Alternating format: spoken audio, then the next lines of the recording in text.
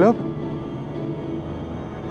अरे बाप रे बाप, मैया रे मैया, मैया रे मैया, ई तरकारी बनल बा कि का बनल बा? हतना नून हतना मरचा डालल जाला, समझ में नहीं खे आवत कि नून में तकारी बा कि तकारी में नून बा। बताई ता ई लड़की के सऊर बा कि ना बा? सुधा, ए सुधा, अब ऐसे बैठल रहबू कि एहिजा आइबू महारानी जी? अरे मैया रे मैया, पूरा मुंह भगभग आ रहल बा रे बा। हाँ भैल माँ जी, मत कहा हमरा के माँ जी। अरे हमरे देह में तो ऐसे ही आग लगल बा। तरकारी में कितना नून मिर्चा तू झोंक देले बाड़ू। अरे एक काम भी सहूर के ना कर सकेलू? कैसन बेसहुर पतो मिलल बिया हमरा के। अरे तोहार महतारी तोहरा के कुछ सिखा पढ़ा के भेजले बाड़ी कि ना?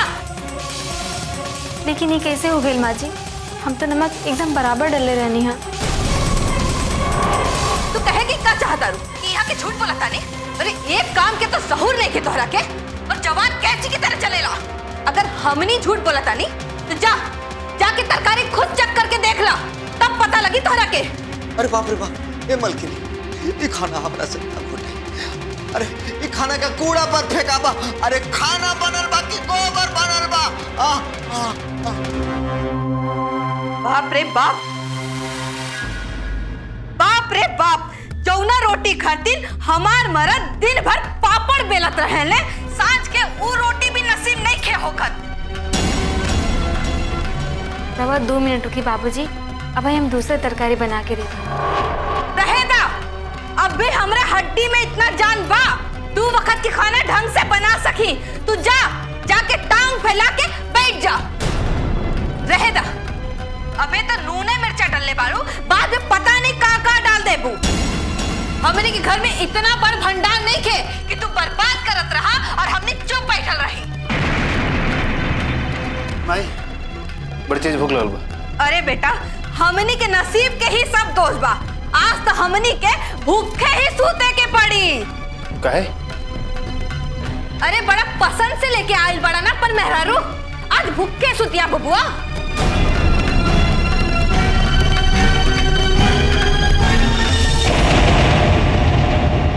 का हो गिलो भाई? घर में कुछ होइल बा का बा? ई त बबुआ तू जाके अपने मेहरारू से ही पूछा। आज तरकारी में इतना नून मिर्चा झोंक देले बिया कि का बताई।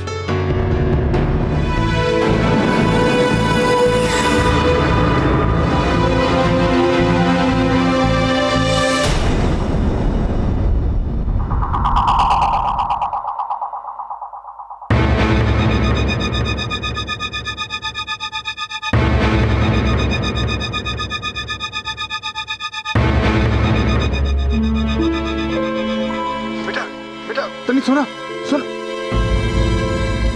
कट गइल।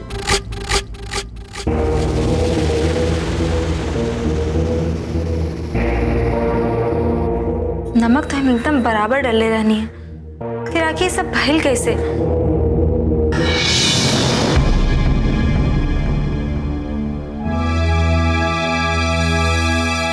रवा तनका देर रुकी, हम दूसरा तरकारी बना देता नहीं। ना रहे था।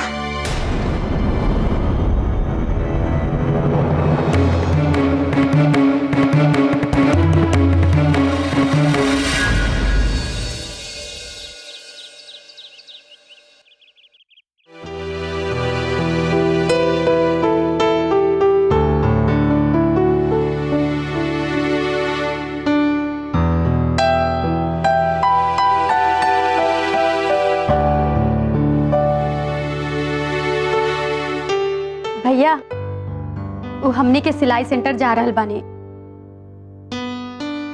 अगर तू कहा तब भौजी के भी साथ में लेके जाई।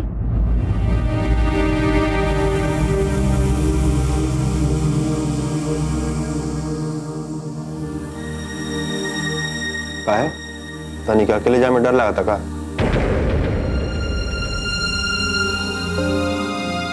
भैया, हमरा भी कुछ सामान खरीदे खातिर बाजार जाए के बा।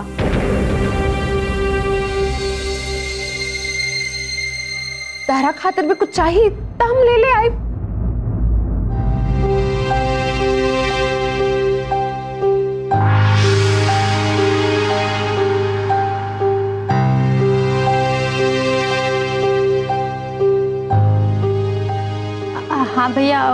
भौजी के हम एक खातिर ले जा चाहते कि रास्ता में हमने के साथ ही मिल जाए और भौजी के बहुत बढ़िया से सिलाई कढ़ाई आवेला तो सीखे के बाद हमने के भी समझा दिए निम्मन से।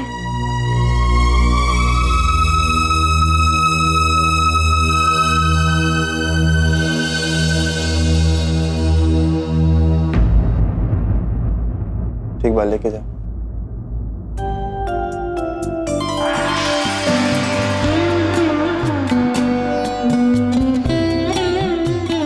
भौजी जाएं और जल्दी से तैयार होके आ जाएं।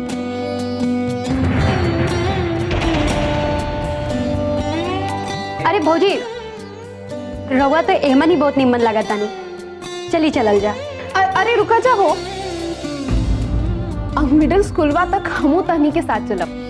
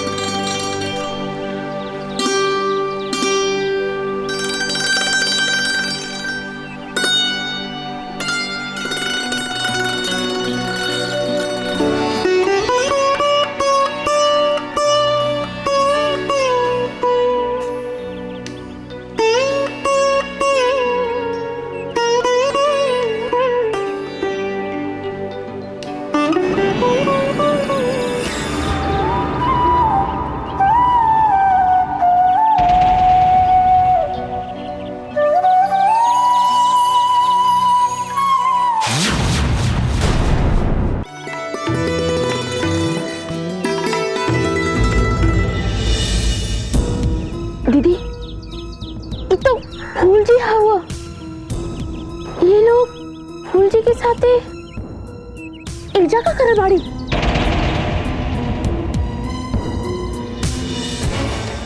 अब देखो लड़की के दस्तक हो गई और हम उनका से अपन प्यार के इजहार भी करते हैं।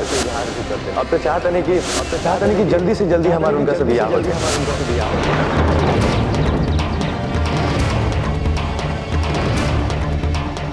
गीता, बेहया का फूल खाली देखे में ही निम्मन होला, ना उसमें कोनो सुगंध होला और ना वो कोनो इस्तेमाल का।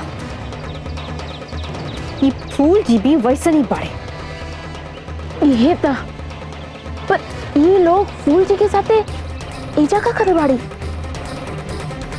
ये तो हमरो समझ में नहीं ख्यावत कि ये लोग मिलके कोनो खिचड़ी पका रहल बाड़े।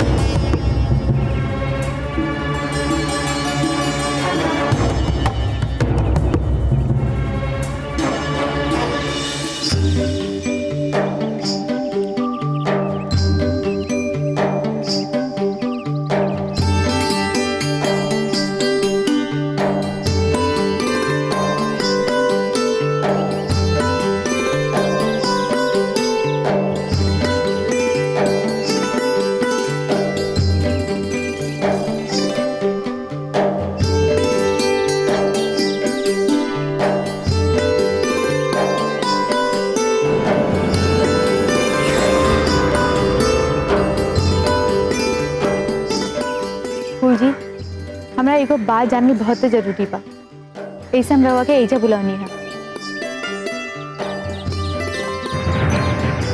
हम रवा मुझसे साफ साफ सुने के चाहता नहीं, साफ बताएं बीता बमनी के लेके रवा मन में का चल रहा बा।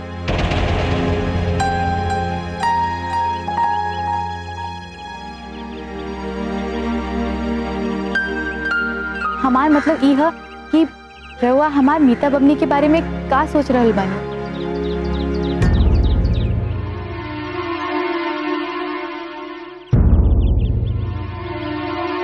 हाँ फूल जी, हमने के साफ साफ सही सही सुनल चाहते। अब रवा साफ साफ बताई।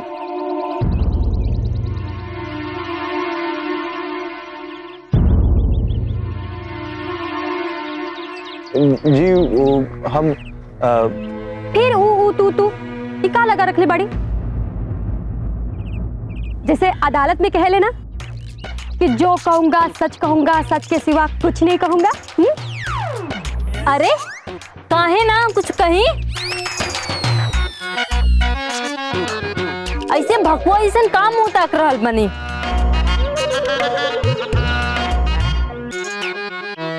जी हाँ, हम कह रहे हैं ना कि हम जो कहेंगे वो सच्चे कहेंगे, सच के सिवा कुछ नहीं कहेंगे।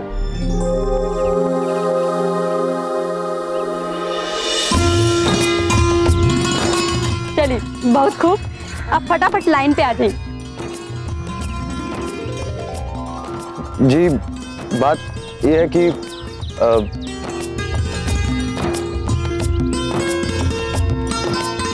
हम मीता को बहुत पसंद करते हैं।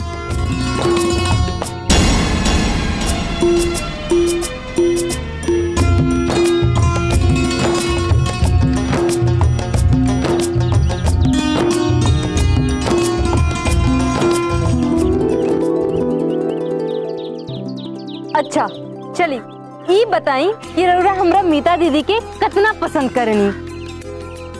मने हमरा कहे के मतलब ई बा कि वो पुनपुन नदी जितना कि गंगा जी मैया जितना, बता दी चली।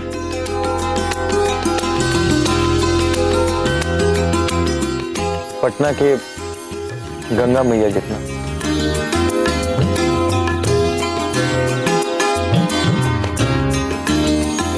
बस पटना की गंगा मैया जितना? ये कौन बात है? अब रउआ ऐसा बोल रहल बानी तो हमने तो यह सोचब ना कि रउआ दीदिया के सिर्फ गंगा मैया इतना प्यार करी ना और सागर इतना ना। अरे हम वो थोड़े कह रहे थे, हम तो कह रहे थे कि हम तो का रउआ साफ साफ कही ना, रउआ हमरे दीदिया के गंगा जितना ना सागर इतना प्यार करी ली। अरे ई का बबनी, काहे फूल जी के टांग खींच डल बानी, छोड़ी ना। देख रही है ना भौजी, देख रही है ना, यही तरीका से कल हम जब फोन किए थे तो ये हमको अजीत भैया का आवाज बना करके डरा रही थी, और अभी फिर से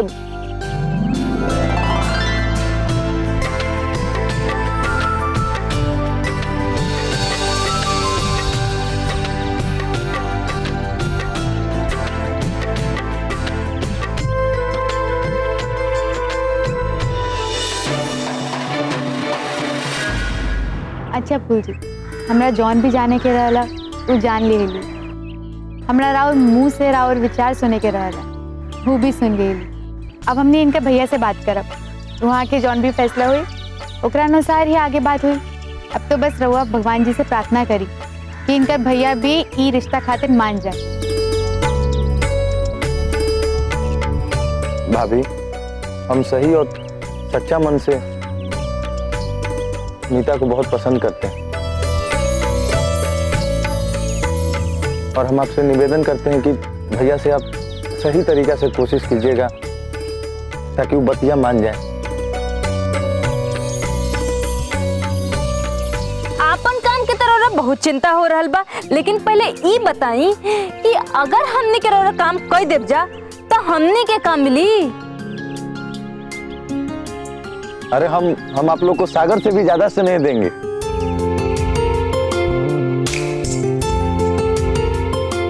चलिए फूल जी, रउआ एकदम परेशान मत होगा, हमने अपने तरफ से पूरा कोशिश करा।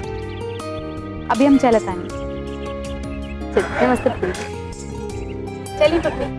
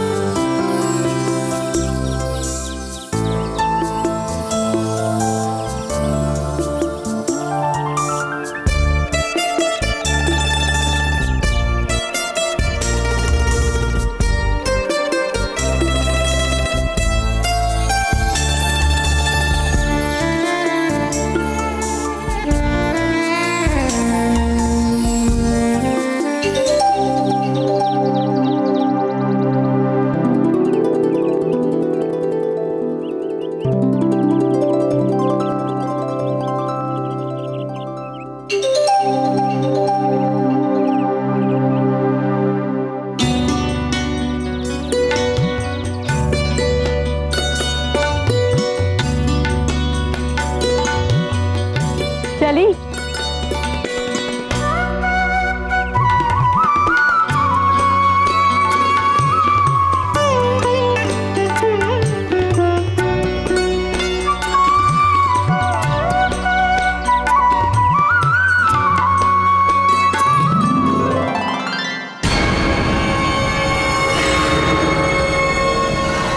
बता बात एजा तक पहुंच जाए कि हम अपना सपना में भी ना सोच ले रमिया। नीता तक जाके वो काली माई से मिल गई। और तो और ये सब पता नहीं फूल कुमार के साथ कौन खिचड़ी पका रहे बाड़ी सन। आवे तो आज इतनी के घर खिचड़ी तो आज हम पकाई। और रीता रिमझिम के ना अंग भंग करके ही माना। ना गीता ना, तू ऐसन वैसन कुछो काम ना करबू। तू ओकनी के आभास भी मत होके दिया कि हमनी ओकनी के फूल कुमार जी के साथ देख लिए पानी। दीदी ये तू करे बाड़ू, सारा मामला हमनी के खिलाफ जा रहा बा। एक समय रहे जब हमनी पांचों बहन के एकता के दुआई सारा पुन शहर देत रहे। हमनी के एकता चट्टान से भी मजबूत रहे। और आज विवाह के चलते ही हमनी पांचों बहन के बीच दरार और खटास पड़ गई बा। पहले रीता रिमझिम और अब नीता ऊपर से बैठल बिठावल फूल कुमार, एक रात अलग ही नाटक। अभी हम चुप रहे। काहे दीदी काहे? ना गीता, चुप ना रह जाएगी, कुछ ना कुछ तो कर ही के पड़ी। लेकिन अब ही ना सही समय आई तब तक हमनी के ई समस्या के स्थायी समाधान खोजे के ही पड़ी। और तहार वो बात एकदम सही बा कि हमनी पांचों बहन के बीच में दरार पड़ चुकल बा। और ऊपर से ही फूल कुमार, ये तो वही हाल हो गई, घर फुटे गवार लुटे वाला। और आज जे कुछ भी हो रहल बाना एकर वजह ई विवाह बिया, इकलौती वजह। अब समय आ चुकल बा कि विवाह नाम के बीमारी के स्थायी इलाज करे के बा। अब तू चुपचाप देखत रह गीता। सीता जब अपना पे आ जाली तो का कर सके।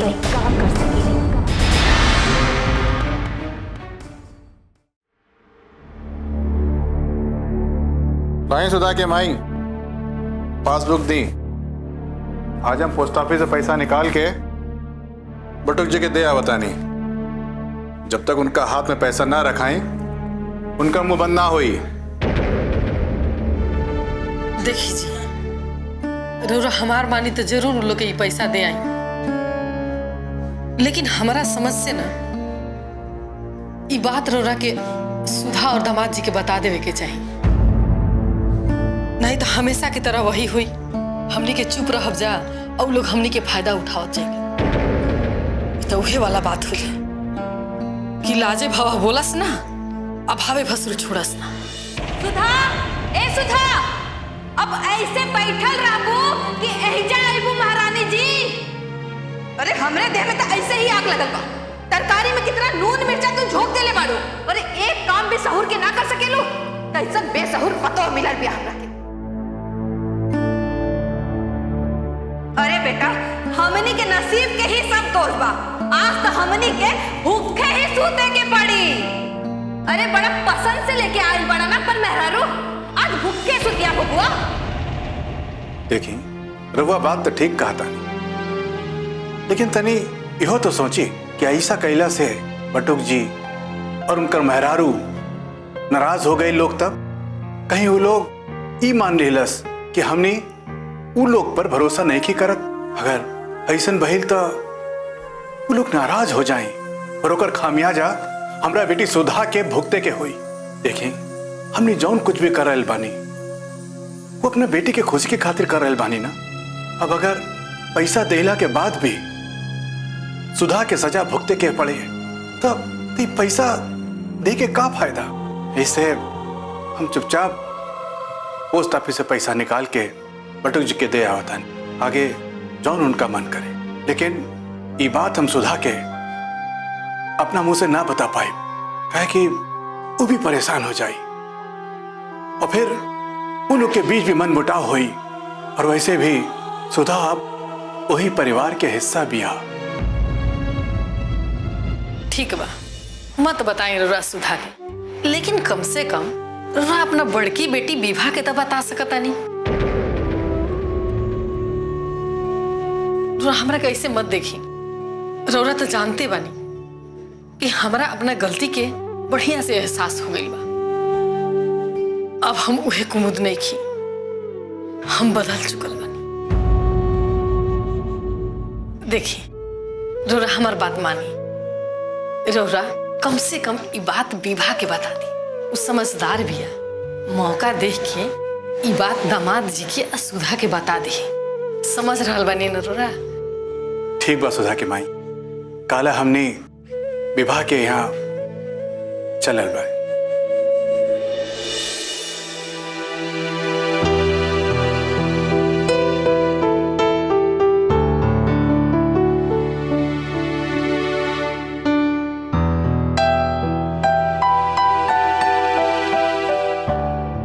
हमार मन बहुत घबरा रहा बा भौजी। अब का हुई? भैया से बात कैसे हुई? ये तो हम सोच रहे बानी बबनी। हम फूल जी से वादा करके आयल बानी कि ई रिश्ता के बारे में और भैया से बात करब, लेकिन ये बात तो रउआ सबे भली तरह से जानता नहीं कि राउर भैया हमरा से कब्बो भी ना तो बोले ना बतियाओले। भौजी रउआ एकदम मत घबराई और रउआ एकदम चिंता भी मत करी। अब देखी ना, पहले से अब ये घर के माहौल कितना निम्न हो गई बा और हमने के पूरा भरोसा बा कि आगे भी ये घर के माहौल एकदम अच्छा हो जाए और रउआ और भैया के मन के खटास हमेशा हमेशा खातिर दूर हो जाए। और देखिए सब कुछ निम्न होए के बाद ना हमने के मिल के मीता दीदी और फूल जी के रिश्ते के बारे में बात करो, ठीक बा? हाँ भौजी, साँच कही तो रौरा ये सब चिंता कल एकदम छोड़ दी। अब तो हमनी सभी भी रौरा साथे बनी। हाँ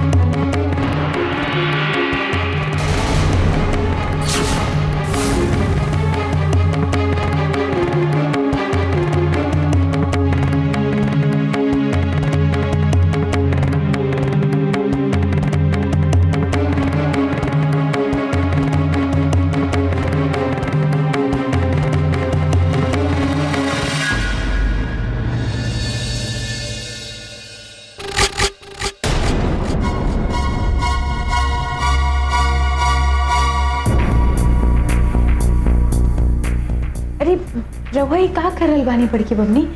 लाई दी हमरा के, हम कर देता नहीं ना सारा काम। लाई दी ना छोड़ी, हमरो तो कुछ काम करे के चाहिए ना घर में। ये काम हम ही कर लेते नहीं, रहुआ जाई, कुछ और काम करे के बाद तो कर ली।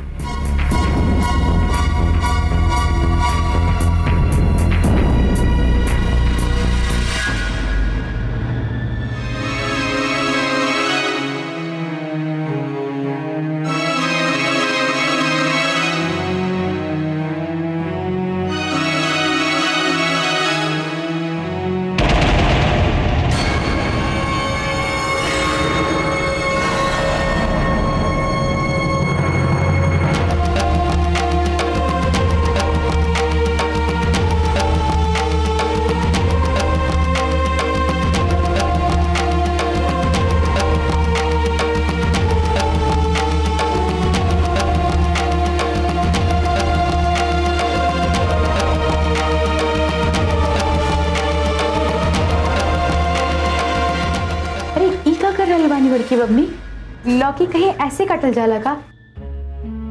लाई दी हमरा के, हम काट देते हैं।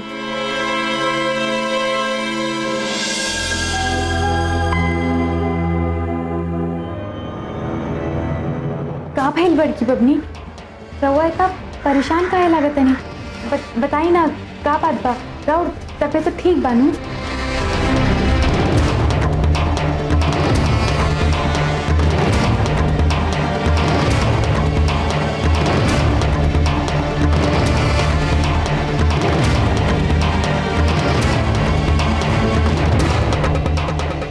का बात बा बबनी?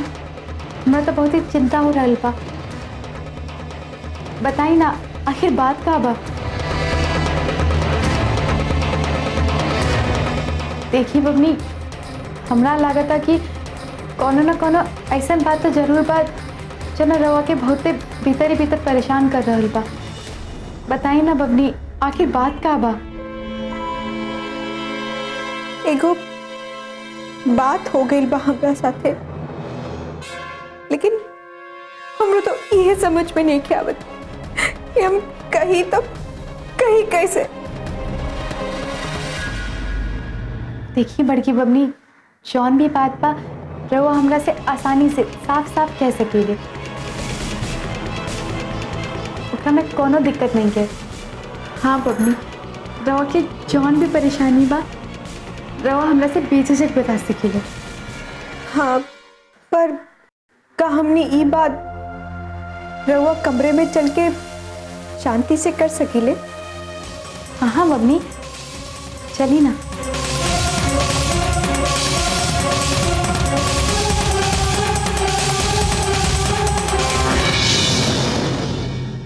अब तो बता दी बबनी, आखिर का बात बा?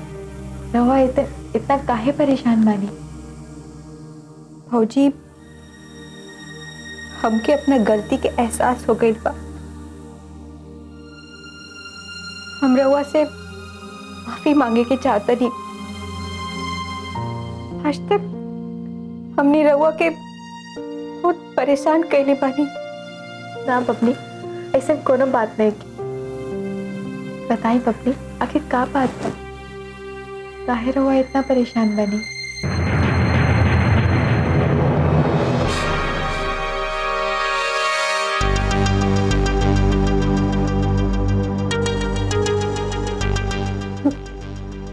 भौजी, फूल जी। का भेल फूल जी के बबनी? हमार मतलब कि का कइले बाड़े फूल जी रउआ से? भौजी, हमरा से बहुत बड़न गलती हो गई बा, लेकिन पहले रहुआ वादा करी कि ये बात केहू के भी ना बताई, न तो हमरा भैया के और उनका साथे साथे ये घर के इज्जत मिट्टी में मिल जाई। रउआ हमार विश्वास करे बबनी, हम ई घर के पतो हई और ई घर और रउआ सबे अब हमार पानी। इसे ई घर के इज्जत अब हमार इज्जत बा और हम अपना जीते जी केहू के भी इज्जत पर आँच ना आवे दे।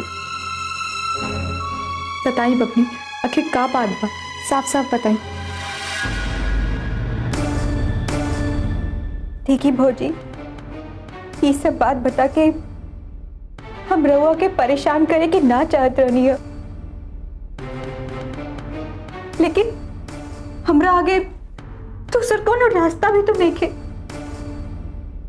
दरअसल बात ही बा भौजी की फूल जी हमरा साथे प्यार के नाटक कइले।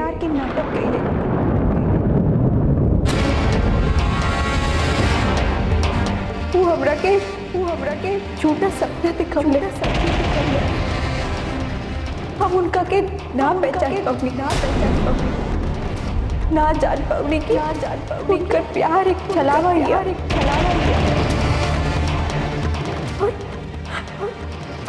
हम उनका से प्यार कर बैठनी। हाँ भौजी, हम उनका के ना पहचान पाऊंगी और भावना में बह के उनका के खूब सारा प्रेम पत्र लिख देने। लेकिन अब वो बदल गए बाड़े, कह रहल बाड़े कि वो हमरा से कोनो प्यार व्यार ना करेले। उनका जिंदगी में केहू और लड़की आ गई बा, केहू और से प्यार करे लगले। देखी भौजी, वो हमार पहला प्यार हो और वो प्यार हमरा कोनो काम ना आए। वो हमरा से प्यार न करेले। ये बात खातिर भी हम खुद के और अपना मन के समझा लेनी, लेकिन अब लाख मिन्नत कैला के बाद भी वो हमार लिखल प्रेम पत्र हमरा के लौटावत नहीं कर। कह तरह की वो प्रेम पत्र उनका के बहुत काम के चीज होला। अब रउआ बताई ना भाभी, जब रिश्ते ना रहता तो ये प्रेम पत्र कौन काम आ सकेला। और तो और वो जो अपने दुकान के प्रचार खातिर हमरा फोटो निकलते बानी, वो सगरो नेगेटिव उन्हीं के पास था। कहीं ऐसा ना होई थी वो नेगेटिव के फोटो निकाल के वो हमरा के कोनो दिन बदनाम करी। जी हमरा के तो बहुत डर लागता, कहीं कल जब हमार ब्याह होई ये फोटो और ये पत्र हमरा सामने कोनो परेशानी बन के वापस आने खड़ा ना हो जाए, या ओकरा के हथियार बना के वो हमरा पर या हमार इज्जत पर कीचड़ ना उछालस। जी जितना हम ई बारे में सोच रहे बा, हमार परेशानी और बढ़ जाता। हमरा तो समझ में नहीं के आवत कि हम करी तो करी का।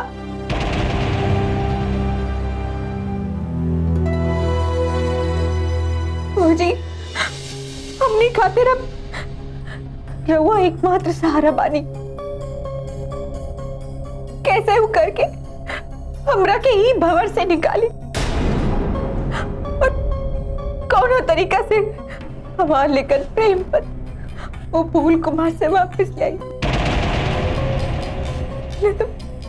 तो कहीं भैया के पता चल गई, हम पुनपुन नदी में कूद के अपना जान दे दे भाभी, अपना जान दे दे।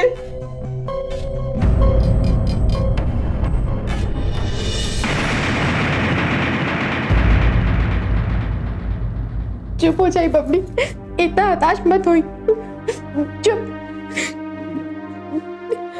बताई ना, रहुआ हमार मदद करब ना।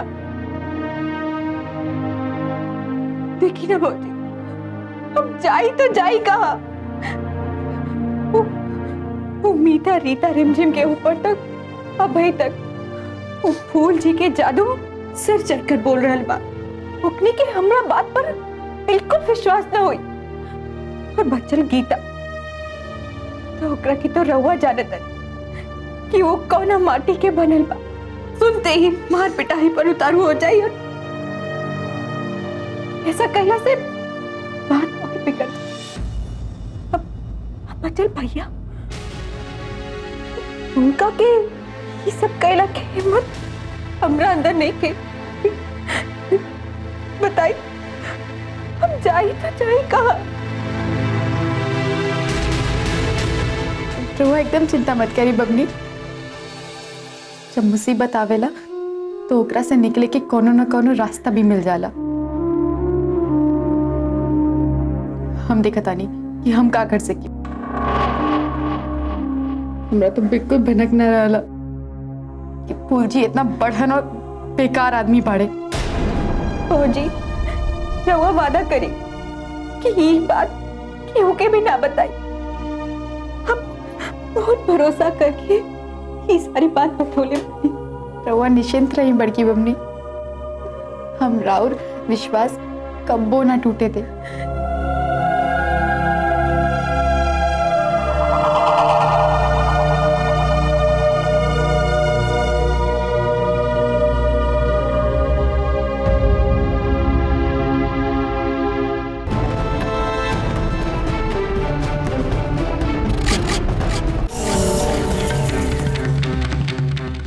अमिता को बहुत पसंद करते हैं, बहुत पसंद करते हैं। बात ही बा भौजी की फूल जी हमरा साथे प्यार के नाटक कइले। भौजी हमनी खातिर रउआ एकमात्र सहारा बानी।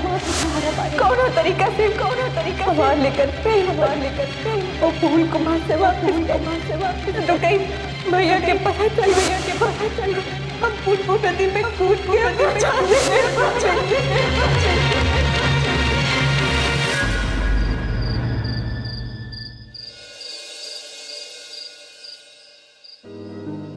काबिल सुधा, तू इतना चुपचाप क्या है बाड़ू? आज पूरा दिन दीदी के दिखने नहीं की और ना ही फोन में बात भइल बा। रुकी तनी एक बार फोन से बात करत तानी।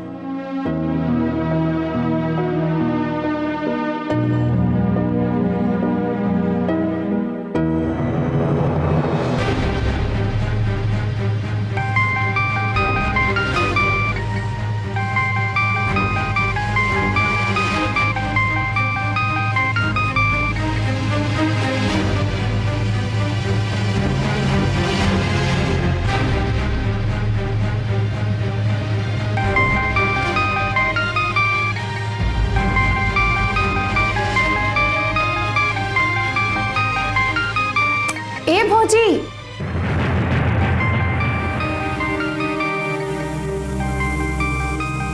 कहाँ गुम हो गए बानी जी? कब से फोन बज रहल बा?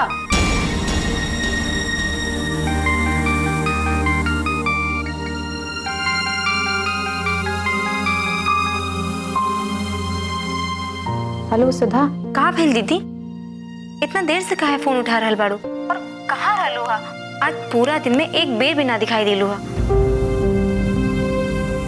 सुधा, हम तरह से बाद में बात कर रहे थे।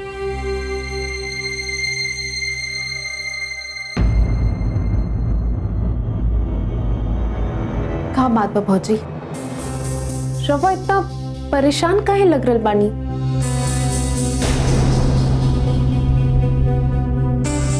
भौजी रउआ वादा करी कि ये बात केहू के भी ना बताई।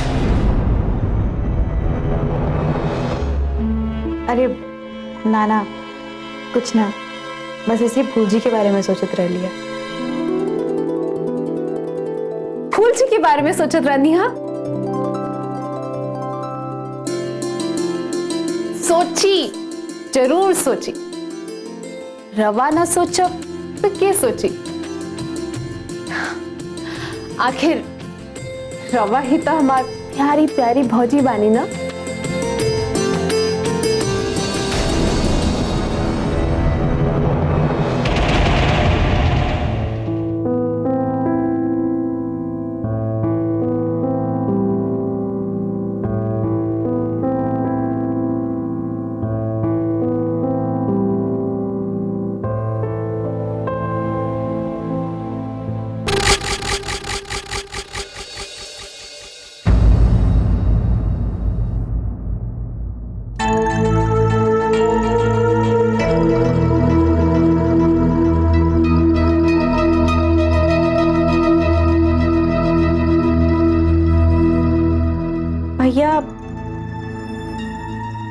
वो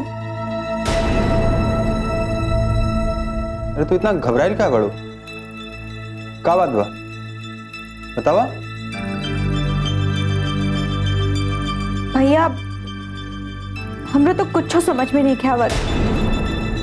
हम तोहरा के कैसे बताई? देखा सीता, जौन कुछ भी कहे के बा साफ साफ बतावा, का बात बा?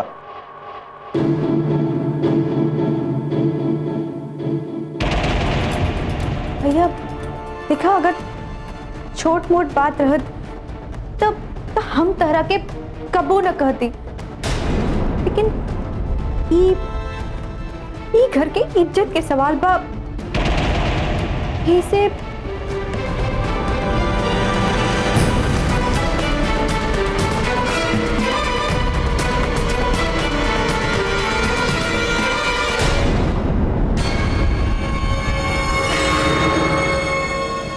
बात का साफ साफ कहने को बताओ तू।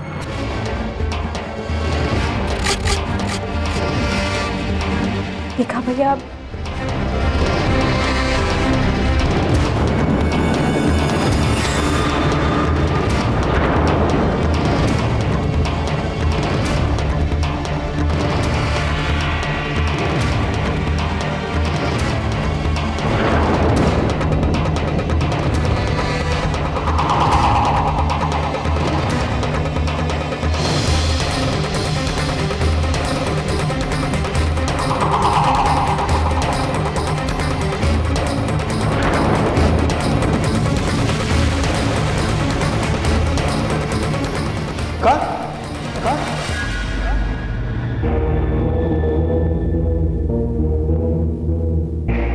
हाँ भैया इहो बात बा। और कल है तू अपना आंख से दूध के दूध और पानी के पानी हो देख लिया। कल हो वो हमनी से बहाना बना के जरूर घर से निकलिए।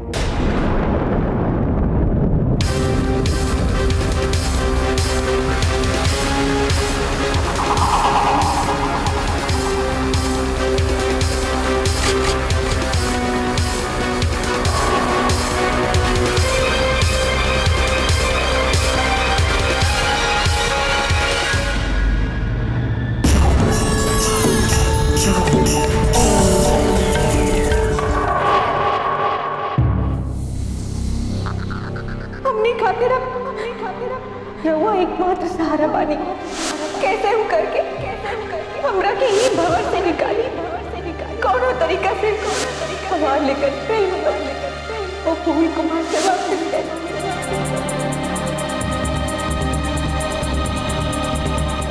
भाभी, हम सही और हम सच्चा मन से नीता को बहुत पसंद करते हैं। हो जी, रहुआ वादा करी कि एक बात के भी ना बताए, बहुत भरोसा करके इस सारी बात को बोले। फूल जी हमरा साथे प्यार के नाटक कैले, बताई ना रहुआ हमार मदद करब ना।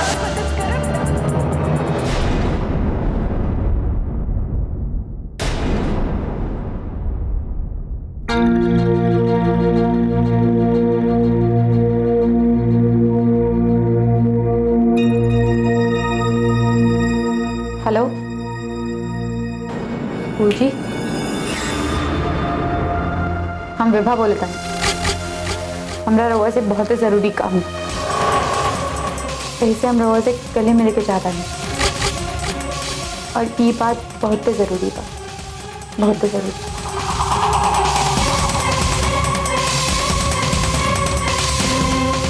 जी ठीक है।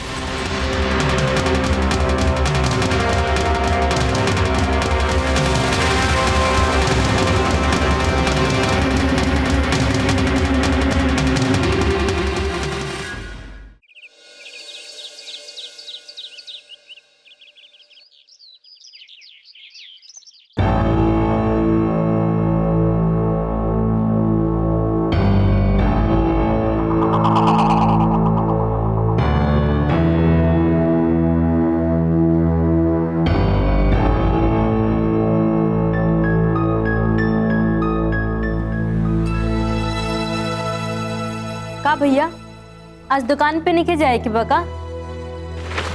आज हमार तेरी तबीयत ठीक नहीं हो जाती, यहीं से घरे में आराम कर।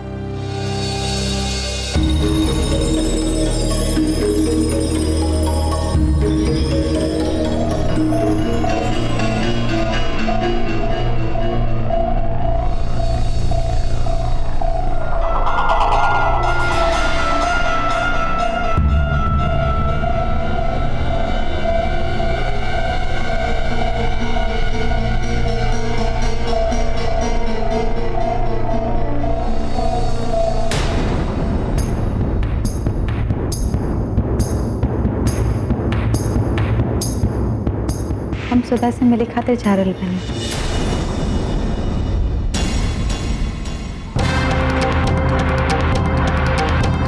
भौजी हमू चलत नहीं रोज संगे। अरे नाना चुटकी बबनी, रहुआ काहे तकलीफ उठा रहल बानी? हम अभी गई नहीं और अभी आई नहीं। ठीक बा।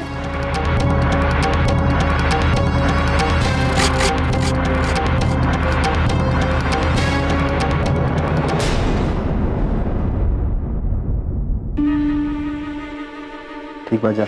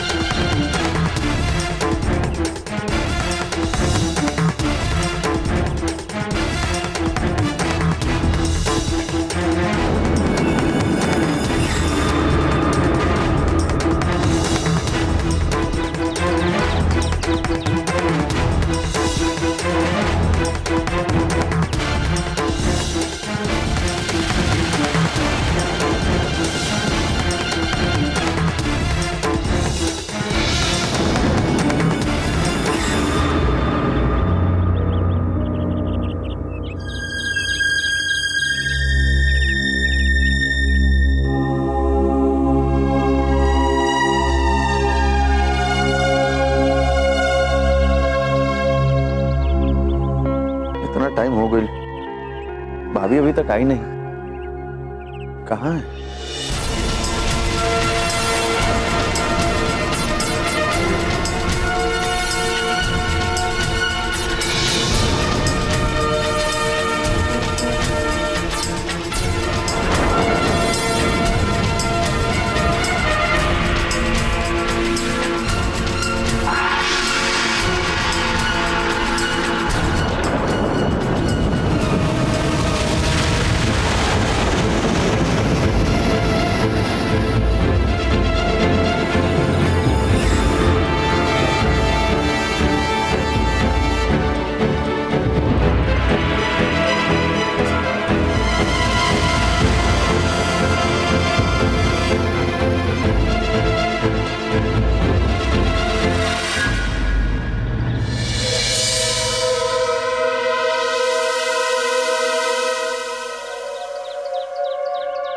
भैया इन्हें उन्हें कहा देखे लगले। अरे वो महारानी जरूर वो फूल कुमार के मंदिर में बोलवले होई। जरूर है ना गली में बाया तरफ मुड़ ली हुई।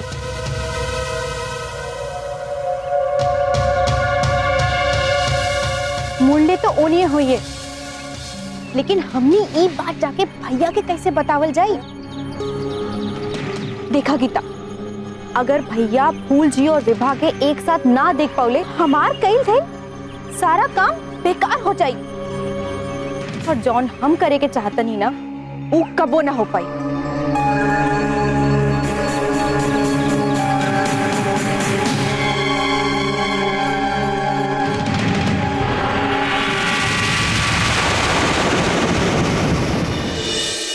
अच्छा दीदी, एगो बात बतावा, तोहरा के फूल जी से कब और कैसे प्यार हो गए?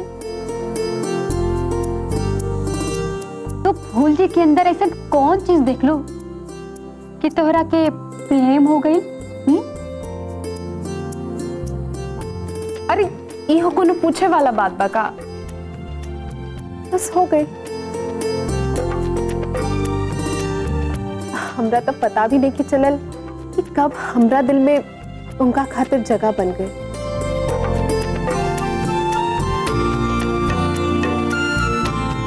अच्छा, वो कहावत बाना, प्यार किया नहीं जाता, प्यार हो जाता है।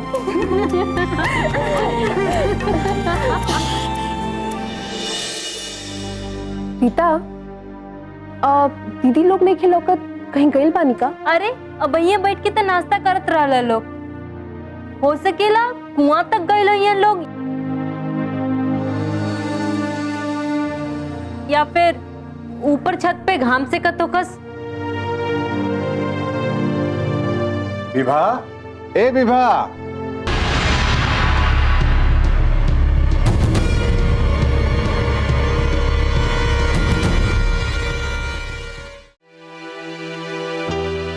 अरे प्रणाम प्रणाम। सदा सुखी रह जा।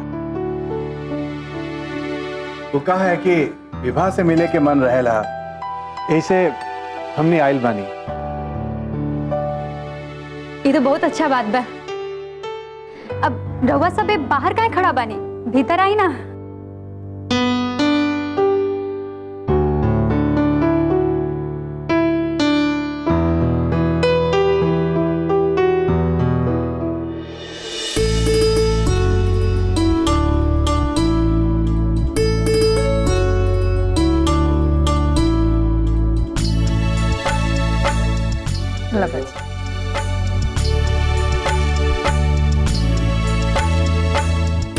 अच्छा, दामाद जी नहीं का घर में? उता भैया बहरी गइल बड़न, थोड़का देर में वापस आ जाइहन। कोनो बात ना, तब तक हमनी के विवाह से बतिया लेता नहीं जा। अरे भौजी तो अभी अपना बहनीन की है गइल बड़ी। एगो काम करी, रोरा बैठी, हम ही उनका के बुला ले आवत नहीं जा।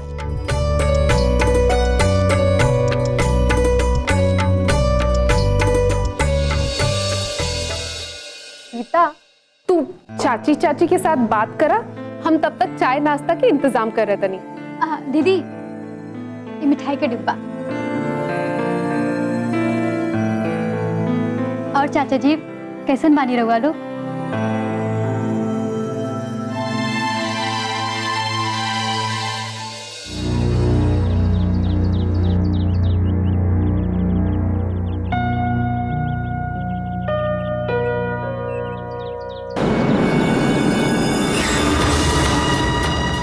भाभी,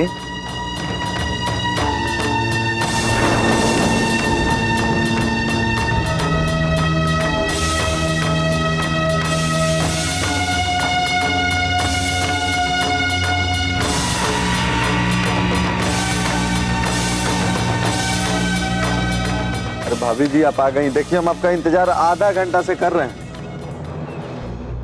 क्या बात है भाभी, ये अचानक मिलने का प्लान? कौन बात है का? अच्छा एक बात बताइए भाभी, हमारे और मीता के बारे में अजीत भैया से बात की थी आप? भाभी आज आप अकेले कैसे? रीता रिमझिम साथ में नहीं आई है का? आप ऐसे कैसे दिख रही हैं? कोनो परेशानी वाला बात है का? अच्छा ये बताइए भाभी कि मीता कहाँ है? हमको याद करती है कि नहीं?